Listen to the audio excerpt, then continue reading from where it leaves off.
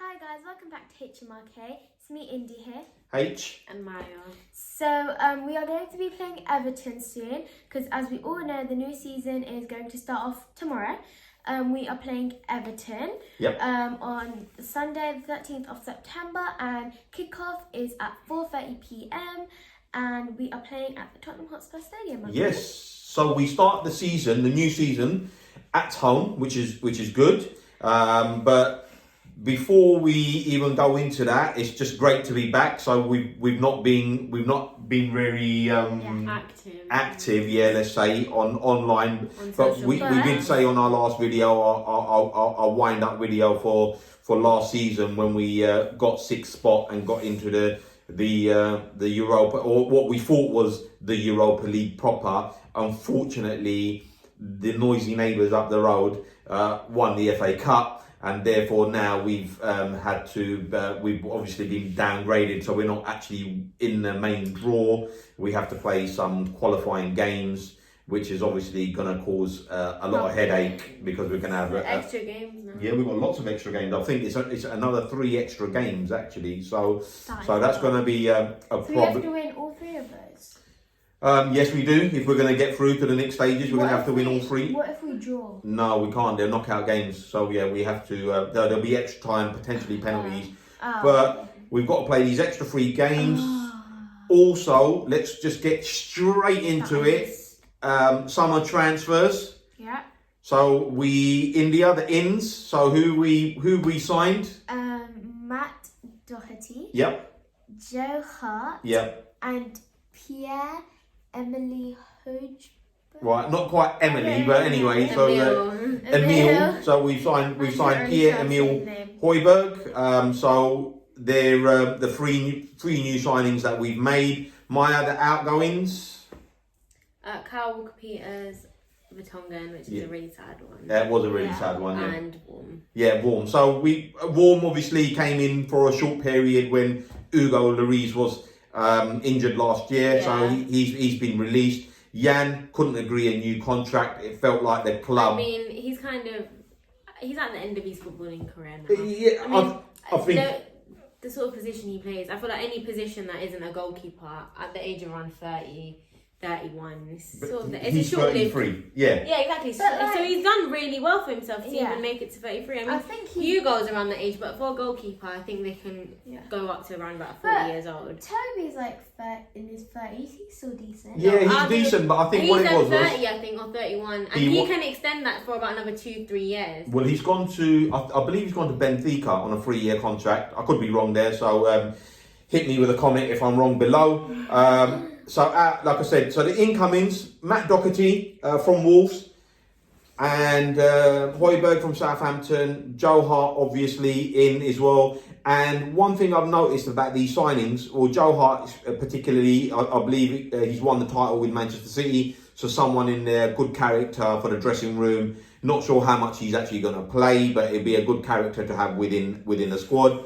Højbjerg, captain of Southampton, Danish international, played for Bayern Munich. I believe he's been in the squads that won the Champions League, although he didn't play a major part, but he's been in the squads there that won titles, so again more experience. And Matt Doherty second behind Trent Alexander-Arnold for shots and assists in the Premier League for the last couple of years, so good signings. To come behind Trent Alexander. Pardon me? Is he a striker? Who? No, he's a defender. Well, so Van Dijk is a defender, so if he's striker, that's one of the things we actually need on the Christmas wish list. But again, what I think is Maya probably agree that these are signings that are in the Premier League. They've played in the Premier League for the last couple of years, and they should hit the ground running. They should be able to, kick off. I feel like with Mora, he wasn't part of the Premier League. We've sort of over the years gotten people that we've never even heard of before. Yeah. Well, the Danny Rose comment, you have to look at them via Google to see their stats. So it's true though, because it's always that comment like Tottenham are linked with these people, those people, and then suddenly they buy someone that you've never even heard of before. Yeah, so I'm actually really happy. I'm really happy with these. They're quite good signings for us. Yeah, I think that they will improve us. So during this off period, we've just been doing our bits and bobs. Maya's back to college now. Indy's back to school. Although it's completely changed. It's really different. It's really different now, especially with. But it's trying to live life to the fullest whilst we can. Yeah. It's really nice to be back to school though. Yeah, it's nice to be back. It's nice to be back with your friends. It's been hard being indoors, so to make the most of it whilst we can, because we don't know what's going to happen. Yeah. So you might as well make the most of it whilst we can. Yeah, exactly. I mean, I'm back to work, but obviously the other big news was the Premier League was looking at actually trying to get fans back into the stadia. Yeah. That is now not going to happen. Stadium, same thing. But now that's not going to happen. That's been put on the back burner. I think we kind of all agree that there is probably going to be no fans in football probably stadiums. For the next few months. Yeah, probably until the new year actually. What else? Renew the season tickets. Renew the season ticket. Renewed our memberships. Not sure we're going to be going to I'm many. still waiting on the season ticket. Yeah, we're not sure whether we're going to be going to any matches because of the current situation. Well, if they deem them safe. Yeah, we will obviously look into it. I reckon they're going to start spacing them apart. Yeah, definitely. Okay, so there's not much you can really do. Just gotta keep like 2-3 seats away. Maybe we'll see what happens there. But let's move on to the other big thing that's been in the press, which is the documentary, the Amazon documentary, All or Nothing. Tottenham Hotspur. Well, and the problem is a lot of on social media, a lot of people on social media, fans from other clubs have actually been kind of highlighting the nothing part of All or Nothing. Well, I mean, when I first found out what it was called, I was thinking of it like all or nothing. We don't really have anything anyways. We have nothing. Yeah, I mean, the trophy cabinet's been mentioned a couple of times, but or the lack of trophies and silverware. To be honest, for me, like, because Amazon do a lot of other documentaries, and I think Jerry watched the Manchester City one. I watched the Man City one. He said it was the most boring. I didn't actually enjoy the Man City one. So I think that could just be it could just be a bias. Yeah, no, for me, it just wasn't the sort of. Yeah, I know Pep is was said to be one of the best managers in the world. I don't know if I agree. I think we can all agree, and we're not going to kind of harp on too long about the documentary. But one thing, lack of Poch in it, which I thought was a bit strange. Yeah, so he was in about 10 minutes of the first episode. And we can all agree, Jose Mourinho is absolute box office in front of it. He is absolutely fantastic. He's so funny. He knows just what to say. He's like, wake me up after he goes to sleep. He goes to sleep. He's like. I mean, and then the bit where he goes to Aurier, I'm scared of you. You're going to give away a penalty. I thought that was absolutely classic. He's straight to the point, man. He doesn't care whose feelings he hurts. He's just like... Yeah, he's been... he doesn't play nice football, though, I'll give you that. Yeah, so we were kind of depressed, weren't we, with the football we were watching? Yeah. But actually watching the documentary... Behind the scenes. It actually... He knows what he's talking about. Yeah. And I feel like for a while we thought he didn't know what he was doing, but now that we can actually see behind closed doors. Yeah.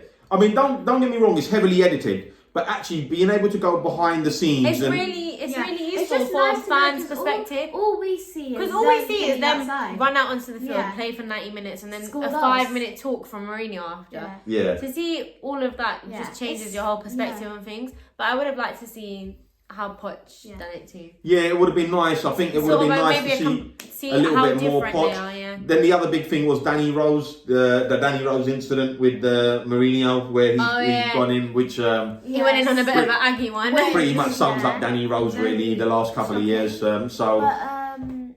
Yeah, and what else were the funny parts? The part when his dog dies, I thought that was quite cool. Oh lad, his dog died on the 24th of December. And then he's effing blinding. He's like, why did my effing dog have to choose to die on this day? That was absolutely... And it's really funny, but when you see Hugo, you know, when he's very Oh, Hugo, yeah, absolutely. He's so in the last episode, watching Hugo actually, and you can really realise why he's captain of our football club. He's our man. He's like, go out there, push. Push, and I like a lot of that. I thought Harry Kane did it once, and it just worked. Yeah, Harry Kane just doesn't right when he's swearing, does he? He's just too kind to do it. It doesn't suit him. Yeah, no, definitely. But we've enjoyed it. There's another 3 episodes of it. I implore you guys to watch it. Oh, is there only 3 more left? Yeah, there's only 3 more left. I think they drop on September the 14th. So, but you know, there's like I said, there's been lots about it on social media. We've enjoyed it thus far. Yeah. We'll watch the next 3. I mean, I have friends that are like Man United fan, Liverpool fans, and they've all watched it too. They said it's really enjoyable, and everyone really does love Mourinho. It's so funny. Let's see. But it's like the players get along with him. Like, I mean, I'm not too sure now. Like, yeah, because like I guess I understand why Man United fans didn't like him, because he's really blunt, very blunt. Yeah, I could see why players would maybe dislike him. But I because maybe people are just not used to people being straight up with them. The difference is Man United have won trophies. We've not, and we've not. So we need to kind of. We don't have any ground to stand on to moan at him. I feel like he brings like a little bit of. I think Mourinho well. will maybe bring back the old Ali that we knew. Hopefully. Let's move on to the game.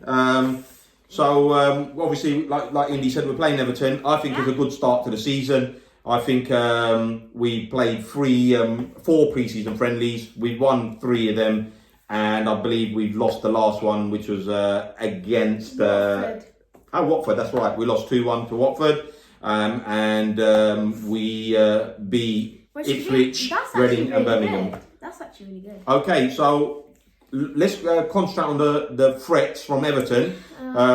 We reckon Richarlison and Dominic Calvert-Lewin. They both.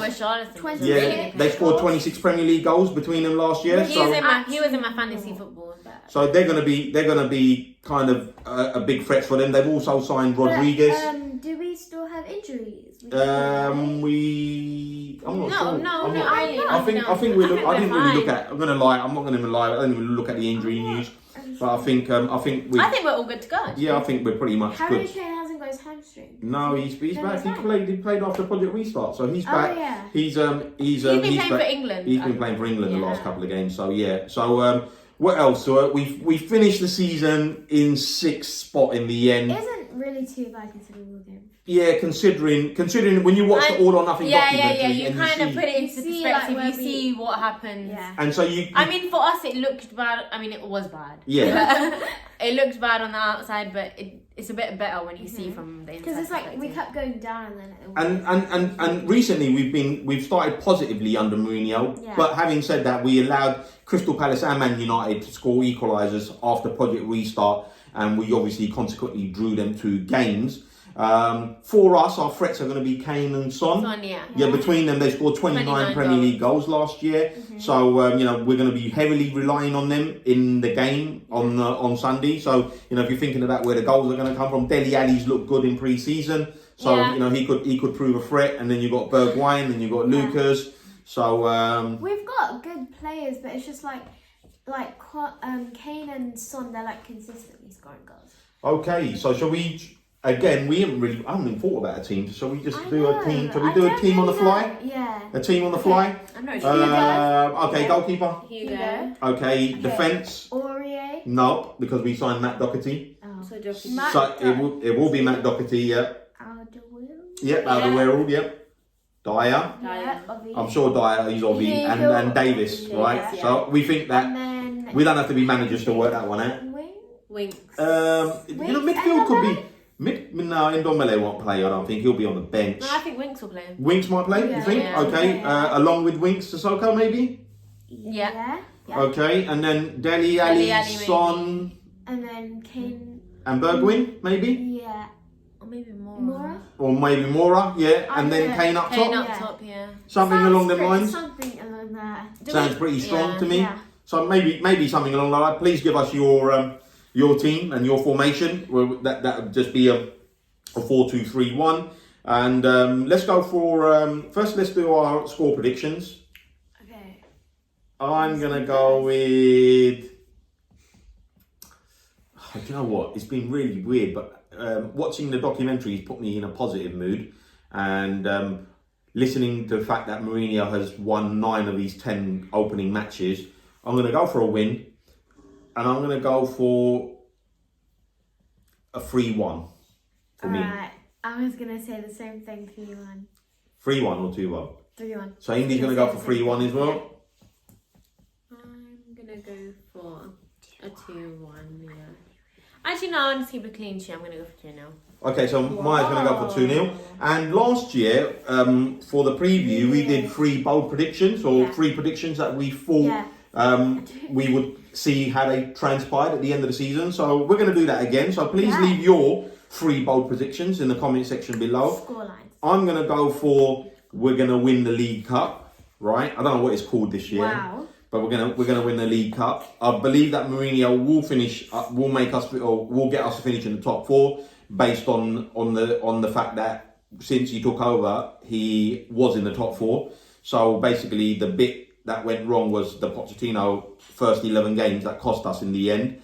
And I'm gonna go for a fit Harry Kane to finish a Premier League's top goal scorer. That's my 3 bold predictions for this season. So, my 3 bold predictions is to win silverware.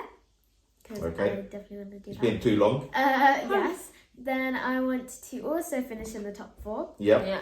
And I also want to sign a striker before the transfer window closes. Okay, yeah, that's a good point actually. So yeah, hopefully we'll sign a striker or a backup striker to Harry Kane before the transfer window closes. Maya, your 3 bold predictions, I guess. FA Cup. Win the FA Cup. Top 4. Top 4, yeah. And then I guess Harry Kane's also finished top goal scorer. Yeah, I guess, and if he does finish top goal scorer, it will mean that we're going to go close to the targets that we're talking about. Yeah, because obviously if he's scoring goals, he's only scoring them for us. So. Yeah. So, guys, listen, we've reached over, I think we've gone over 1,500 subscribers. So thank you from the bottom of our hearts for that. I think that's fantastic for like, us three. For us 3, yeah, you know, just I think we're just humbled actually. It kind of popped up from Dad's head one day, like, oh, should we start a YouTube channel? I'm like, yeah. Yeah, so I'm glad that you guys tune in to watch us, and please, like, obviously, hit a like, please, for the video, and subscribe, and push us out, share us out, and as always, we'll catch you on the next one. Peace. Yeah. Come on, you Spurs.